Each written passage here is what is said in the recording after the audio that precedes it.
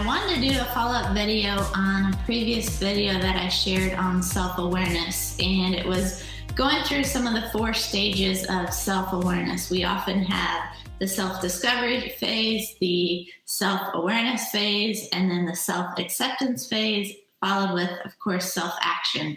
And I was working with someone recently who was struggling with a lot of anxiety and kind of going through that process with her of understanding her emotions, understanding, okay, where is her anxiety coming from, as well as kind of learning, okay, the self-awareness process in it. Okay, when it comes, what triggers it, what affects it, what thoughts are in my mind, kind of all those stages. And it was really interesting because she kind of had always this mindset of, I'm stressed, I'm stressed, I'm stressed, therefore I'm anxious, I'm anxious, I'm anxious.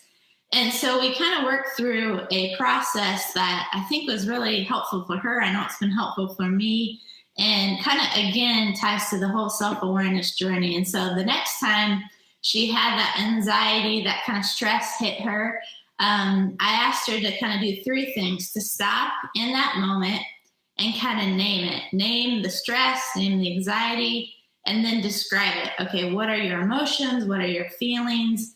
And then allow yourself just to stay with it. Because oftentimes when we're dealing with self-awareness, dealing with emotions, anxiety, whatever it might be, we try and push it away. Okay, I don't want to deal with the stress. I don't want to, how do we just get rid of it, basically?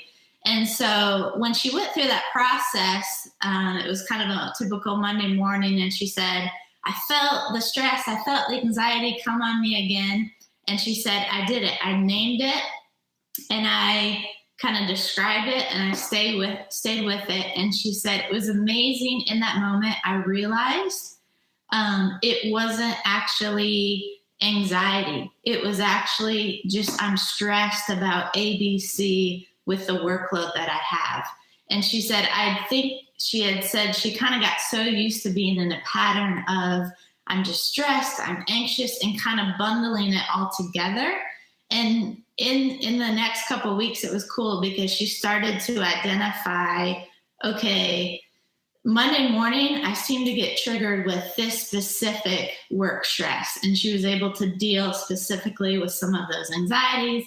And then she kind of had different things that kind of would come up and give her anxiety, stress, that she kind of had to do a deeper dive and work through, that were triggering maybe more specifically some of her work, coworker interactions that were triggering some other anxieties. So in your whole self-awareness, I'd encourage you, oftentimes, we attribute stress, anxiety, emotional, whatever it might be, to kind of just bunch it all. Here I am stressed again. Oh, it's probably this, that, and the other.